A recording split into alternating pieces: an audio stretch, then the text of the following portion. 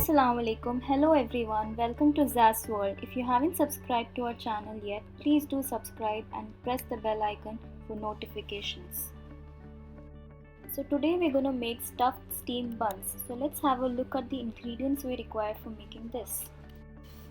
We'll need 250 grams of maida, 2 teaspoons of sugar, half teaspoon of active dry yeast, 4 teaspoons of ghee or oil, 60 ml of milk, 60 ml of water and a pinch of salt. Let's activate our yeast now. Add your yeast to the sugar and add about 4 teaspoons of water and mix well until there are no lumps, and then let it sit for 5 minutes.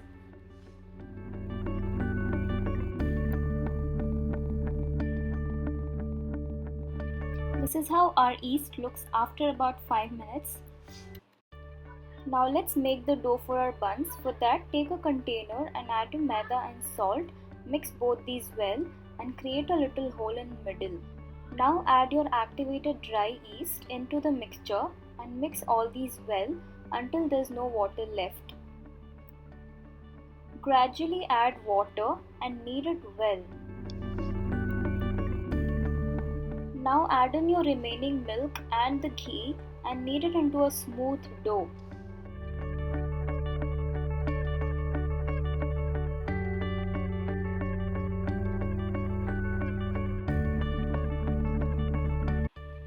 This is how your dough will look after about 5 minutes of kneading. Don't panic because it looks sticky and watery, but keep kneading it and it will eventually turn out into a soft dough. Don't add any dry flour. Our dough for the buns is ready. This is the consistency you'll need for the buns. You'll get this only after 15 minutes of kneading.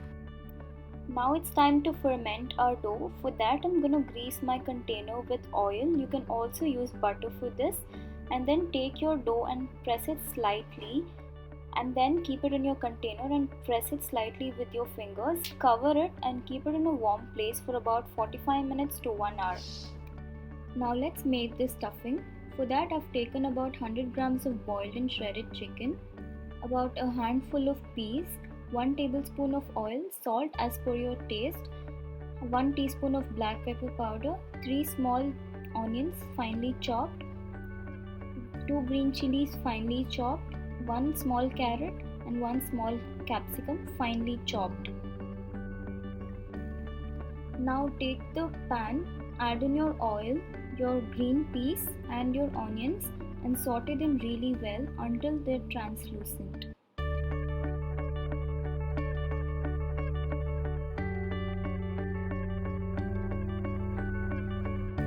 After your onions turn a little pinkish, add in your green chilies, your carrots and your capsicum. Mix them really well and saute them until they have a lighter color. Add in the salt and mix well. You can see my vegetables have turned into a little lighter color. I like my vegetables a little crunchy, so I don't overcook it. Now I'm adding black pepper powder and the shredded chicken. For those who don't eat chicken, you can always opt for paneer or egg or any other stuffing of your choice.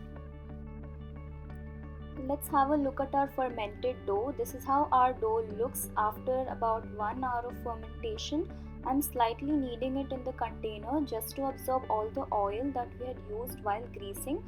And then I'm going to shift it on the rolling board and even out the edges to make 8 equal parts of this dough. I'm going to make 8 small buns, so I'm cutting 8 parts. You can choose to cut how many ever you want to. The size depends on your choice. Grease your palms really well with oil. Take one portion of the dough and start rolling it out with the rolling pin. And then after rolling it out, just even out the edges with the tip of your fingers.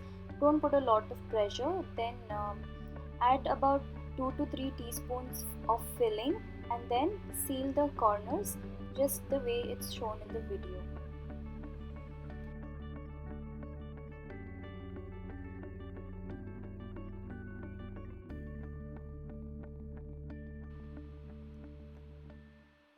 Be careful, do not add a lot of filling, then your bun might tear, and seal it really well so that the stuffing doesn't come out, and then roll it between your palms just to make the shape of the bun, just like this.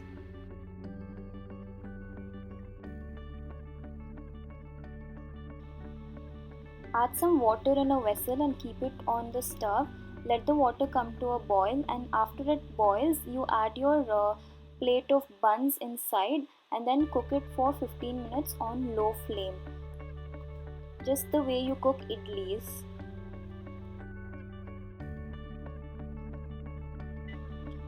Now it's been 15 minutes. I'm gonna check on my steam buns by inserting a toothpick inside. If it comes out clean, it means your steam bun is cooked. This was the traditional method of cooking the steam buns, but if you want, you can cook it in the microwave as well.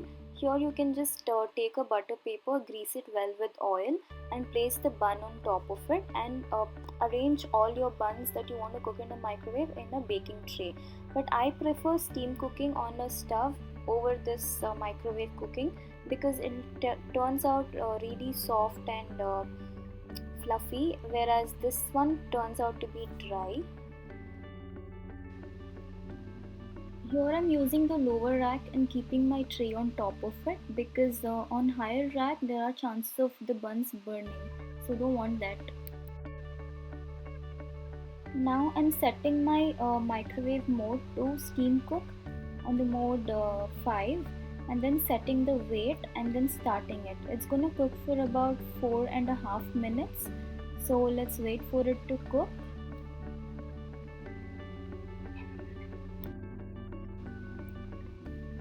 Now the timer is done, so let's check our buns if they're cooked or not. Take a toothpick and prick it inside, and if it comes out clean, that means your buns are ready. You can take it out.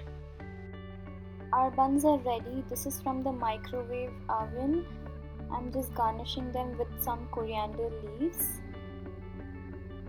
See this, these are very dry, and these are the steam cooked ones. They look so moist and juicy. So I always prefer the steamed one, the traditional method over microwave methods. Let's do a test now. So this is the one that I had steamed on the stove. This is how soft and fluffy it looks. It was really nice. Let's cut it and see.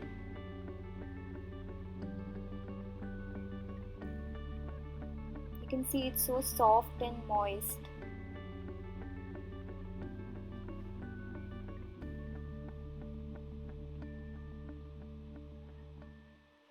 And this one's done in the microwave. It is quite soft only, but it looks very dry from top.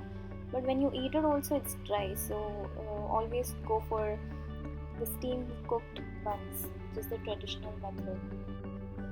Thank you so much guys for taking out time and watching this recipe. Do like, share and subscribe, and comment below what recipe you would like to see next. Until then, be safe. Thank you. Bye bye.